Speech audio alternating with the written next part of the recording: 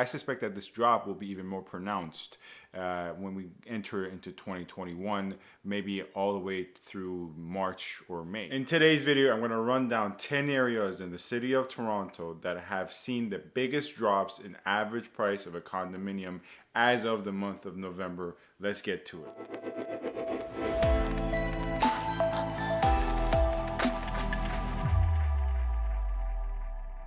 Hello everyone, this is Sam from SaberiSixRealEstate and Remax Realtron Realty Inc. You can find my contact information in the description box. Feel free to get in touch if you have any questions. Furthermore, this is obviously something I do on the side, making these videos to inform and obviously market myself a tiny bit as well. But I'm a practicing full-time realtor who works all over the GTA. If you find this content informative and enjoyable, feel free to subscribe, comment, rate, and review, and like this video. If not, don't do any of those things. Feel free to unsubscribe, dislike, and leave me a bad review. I'm always open to honest feedback. Anyways, let's get to today's video, wherein I'm gonna run down 10 areas as of November 2020 that have seen the biggest drops in condo prices as compared to November of 2019. So, a couple of key points here. Point number one, we're comparing November 2020 to November 2019. We're not comparing year to date 2020 to year to date 2019. Number two, as I will go through this video and I list certain areas, I'll give my detailed analysis and why I think this drop has occurred and the different characteristics of different areas.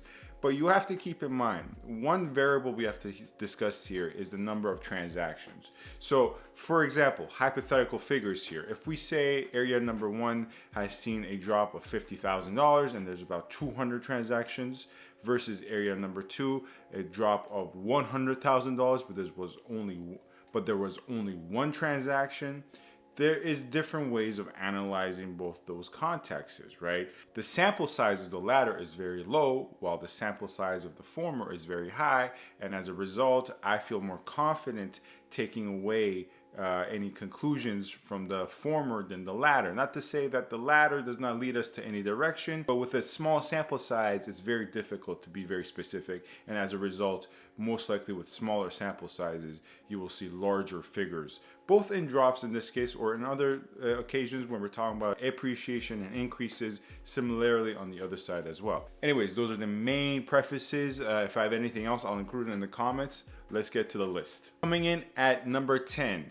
E3, we see a drop of $45,000 in average price, where in 2019 we were at a $515,000 average price for a condo, and now as of 2020, November of 2019, we are at $470,000 for average price. Now, off the bat with this and the next one on the list, we'll see what I was discussing earlier, the number of transactions. Here we have only 5 transactions. This average price we see in 2020 of $470,000 is based on 5 sold properties. There were more on sale that never sold, got terminated or suspended or taken off the market for whatever reason. However, there was only 5 transactions. If you're not familiar with E3, it's the Danforth, East York Village area. And as you see from the number of transactions, not a lot of turnover. Number 9, W7, seeing a drop of $45,000 from an average price of $609,000 to $564,000. Now, case in point, once again, this is only based on one transaction in the month of November of the year 2020. So pretty much this is not an average at all because we're going based on only one transaction. And this $45,000 decrease in average sold price is of this one property in this one sale.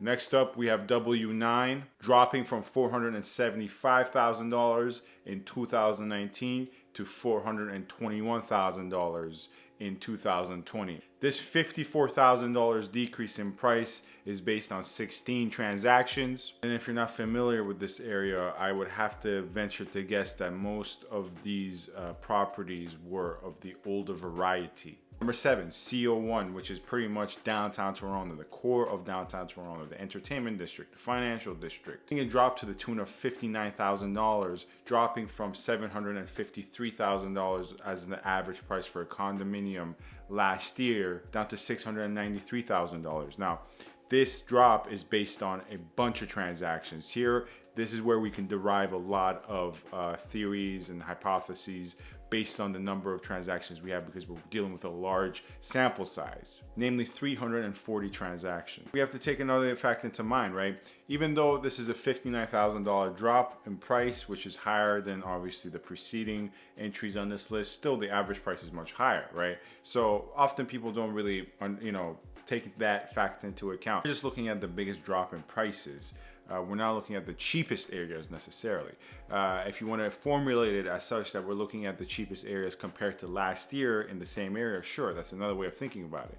But obviously CO1, which saw a $59,000 decrease in average price of a condominium, is still more expensive than the previous entries on this list. I suspect that this drop will be even more pronounced when we enter into 2021, maybe all the way through March or May. Number 6 is C8, dropping from $759,000 to $683,000 within the span of a year, which comes to $75,000 decrease in average prices in that area based on 150 transactions this year. C8, you're going into the Church Yonge corridor, Regent Park. It's not surprising, it's very closely joined at the hip with CO1, right? It's just one entry above it.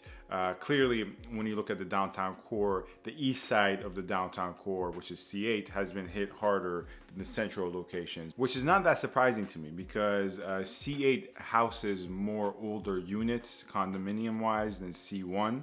Number 5, we have E1 coming in at a drop of $82,000 in average price year over year. If you're noticing a trend, for the most part, the areas that have dropped to this effect of 50K plus are further south, right, and central. For the most part, the northern areas, and this is, by the way, looking at just the state of Toronto, like if we look at York Region, parts of Richmond Hill, Markham, any other area outside of Toronto, although the condominium markets are also struggling there as well, they're not nearly as hard hit as these areas. Now, from number 5 to 4, here we take somewhat of an exponential jump into the 120 plus K drop in prices in terms of average price. Leading to number 4, the area of E2, saw a $140,000 drop in average price based on 13 transactions. Once again, you have to be mindful here. It's only 13 transactions compared to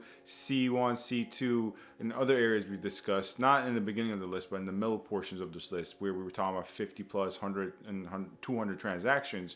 It's harder to derive conclusions from these number of transactions. And obviously that also has to do with the fact that there's naturally going to be more transactions in C1 because there's more inventory available for sale at any point given in time.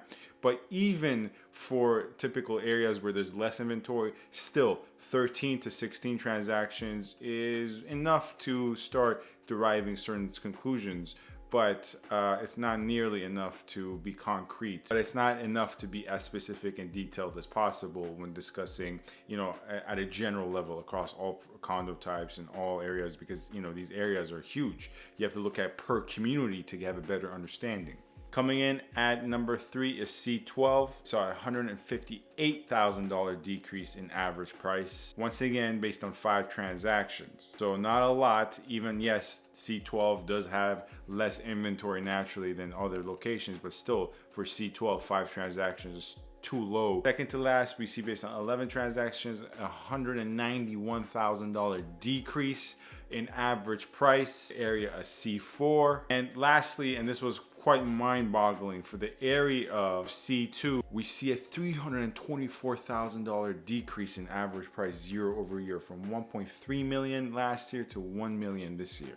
And this is not based on 15 or less transactions. This is based on 44 transactions here. C2 is known to house a lot of luxury condominium apartments. My suspicions here are that if you want to have a better understanding as to why this $300,000 decrease occurred, you should probably focus your lenses on the luxury condo market, because I believe the explanatory power resides in the luxury condo market with regards to C2. Anyways, that was a quick rundown. Hopefully that was informative. If you have any further questions, feel free to ask in the comments or get in touch with me via Gmail or Instagram, and my office and phone are in the description as well. As always, feel free to subscribe, comment, rate, and review if you happen to enjoy this video. If not, don't do any of those things. Thanks for watching and stay tuned for more.